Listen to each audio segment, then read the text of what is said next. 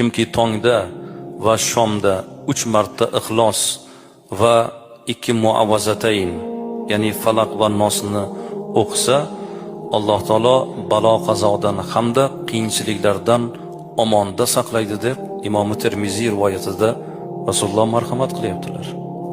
Imom Qurtubiy aytadilar: kim uyga kirishida Ixlos surasini o'qisa, kambag'allik bo'lmaydi u xonadonda degan ekanlar.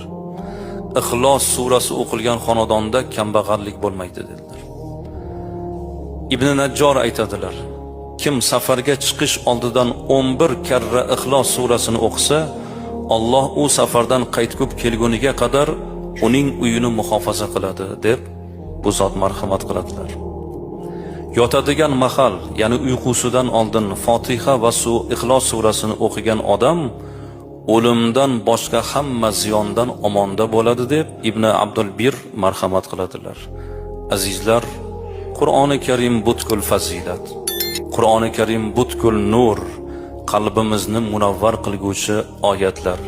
Lekin Ixlos surasining fazilati o'zgacha inshaalloh.